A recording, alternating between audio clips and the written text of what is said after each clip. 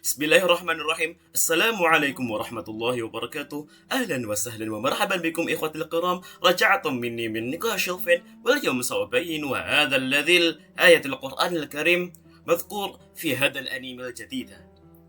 Aywa, takallam bil Indonesi yani. Oke teman-teman, balik lagi sama aku di Niqashil Fin dan hari ini aku mau ngejelasin beberapa ayat yang ada di mention di dalam anime ini, ya anime Jadugar Witch in Mangal ya. Ini emang salah satu anime yang menurutku bagus banget. Dia menceritakan tentang sejarah Islam ya, sejarah peradaban Islam gitu, dan bagaimana Allah menyebutkan kulillahumma malikal mulki tu'til mulka man tasya gitu. Kepemimpinan itu akan selalu berganti gitu. Jadi di anime ini ya, di awal anime ini pada pembukaan anime pada prolog itu kita ditunjukkan sin adzan dan itu pas banget pas syahadah ya, asyhadu alla ilaha illallah wa asyhadu anna muhammadar rasulullah gitu. Jadi syahadah itu jadi pondasi kita dalam membangun sesuatu gitu. Nah, setelah kita bangun pondasi akidah kita, barulah kita masuk ke pondasi keilmuan yang lain. Alright.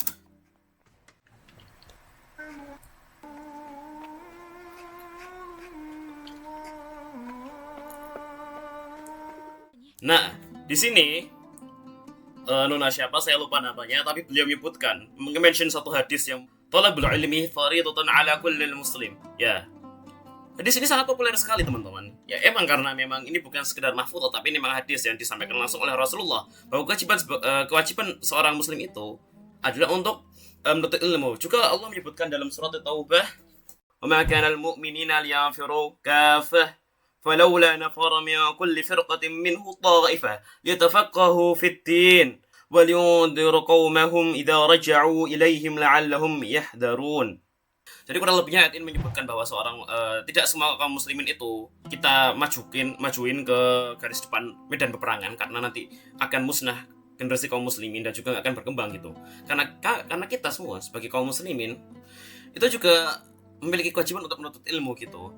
Dan nanti kalau misal kaum muslimin udah maju di medan perang itu, mereka semua syahid dan mereka meninggalkan keturunan, nah kita bisa mengajarkan keturunannya itu untuk melanjutkan estafet keilmuan kita. Lalu kalau misal kita sudah memiliki keilmuan itu, maka kita baru bisa berjihad itu, baru bisa maju garis depan untuk menjadi syuhada.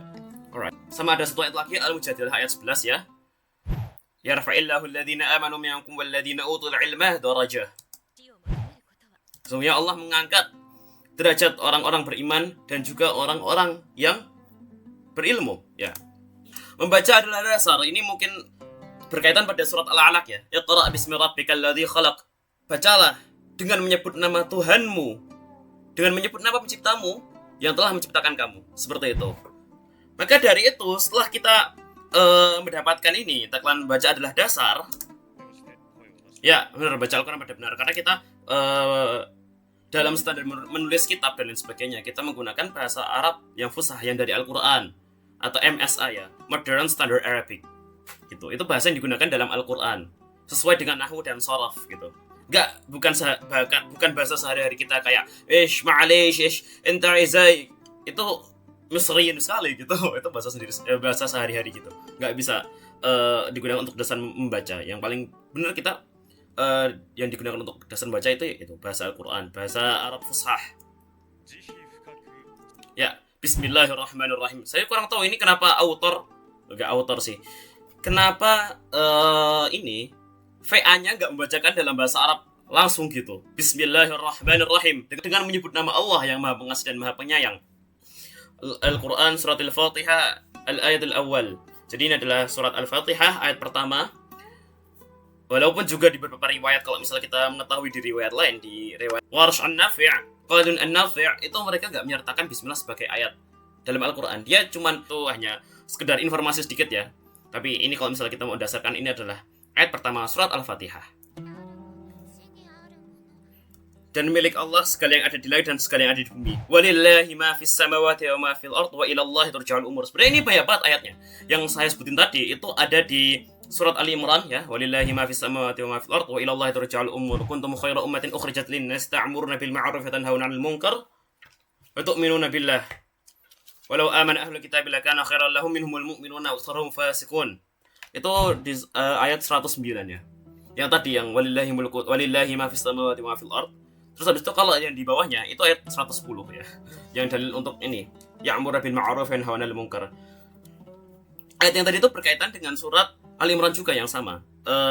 Di halaman 75 di sini dia berkaitan dengan ayat ini, walillahi mulkus samawati wal ard wallahu ala kulli syai'in qadir, yang judulnya inna fi khalqis samawati wal ardi ila akhirih. Jadi ini berkaitan tentang penciptaan langit dan bumi dan juga tentang kepemilikan Allah yang memiliki langit dan bumi. Dan ini nggak cuma dimention di surat Al Imran juga, di banyak surat juga ada. Contoh apa? Surat Al-Baqarah ada. Lillahi ma fis samawati wa ma fil ardi wa in tubdu ma fi anfusikum aw tukhfu yuhasibukum bihillah fayaghfiru liman yasha wa yu'adzibu man yasha wallahu ala kulli syai'in qadir. Itu ayat 254. Ya, 254. Nah, ini juga berkaitan dengan pengajaran pada anak-anak ya, kaum muslimin tentang masa baligh.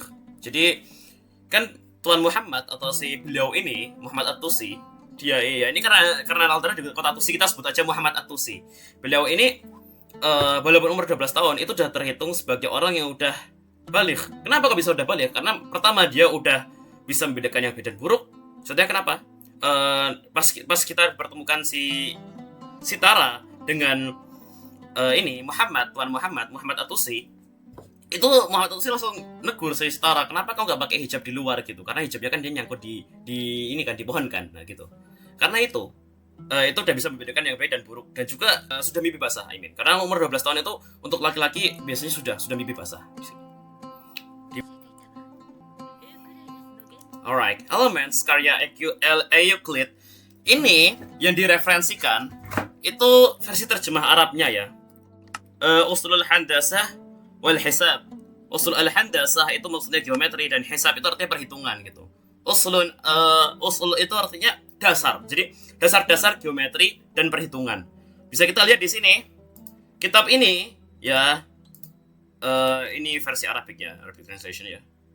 Kita bisa lihat di sini. Bismillahirrahmanirrahim, dengan menyebut nama Allah yang Maha Pengasih dan Penyayang. Alhamdulillahilladzi minhul ibtida'i wal bidayati wal bada'i. Wassalatu ala Muhammadin wa alihil asfiya'i wa ba'd. Ya, Safhat al-awwal wa tsani, halaman pertama, halaman kedua, halaman ketiga. Nah, di sini mulai nih. Lingkaran-lingkaran kayak gini. Oh, ini namanya lingkaran tangan. Ya, benar, lingkaran tangan. Jadi, cara menemukan ini adalah dengan cara ini A B C, terus di sini D, terus ada garis di sini. Jadi, dia pusat lingkaran ada di A. Lalu cara mencarinya, persamaannya seperti ini. Nah, ini metode pengukurannya, mungkin bisa ditonton di videonya Bang Fajrul FX, Fajrul FX ya teman-teman, bisa dicek, nanti saya linkkan di atas. Lebih bisa dihitung dengan sudut bayangan. Ya, ini lebih ilmu pasti daripada Usuluddin ya, walaupun Usuluddin itu dia ilmu pasti. Nanti kan spoiler dikit, Muhammad Al-Tusi atau tadi Tuan Muhammad itu dia bilang gini bahwa ilmu-ilmu diniyah tuh dia membosankan, ilmu-ilmu fikih dan sebagainya itu membosankan, dan saya lebih prefer untuk memilih ilmu astronomi, ilmu matematika, ilmu geometri, karena itu yang lebih ini teman-teman, lebih menantang gitu untuk perhitungan, dan ilmu pasti itu lebih menantang gitu. Kalau misalnya kita ke ilmu fikih, kita cuman menghafal, kebanyakan menghafal gitu, terus kita dengan hafalan kita mendetermine atau kita memutuskan menjelaskan ulang tentang perkara yang baru gitu untuk menetapkan suatu hukum seperti itu. Jadi orang-orang yang dia ahli di bagian fikih, orang-orang yang dia ahli di bagian diniyah, fikih dan lain sebagainya, Al-Quran, hadis, itu yang paling kuat hafalannya gitu. Kalau orang yang paling, ya walaupun kita juga memiliki logika sih, karena nanti pada penetapan fatwa kita juga perlu yang namanya ilmu mantik dan ilmu al-falsafiyah, ilmu logika dan juga ilmu filsafat. Itu nanti perlu untuk menetapkan suatu hukumnya kalau yang terbaru gitu, seperti itu ya. Dia bahasa suku sana. Ini bahasa Turki artinya, kemungkinan loh. Ya.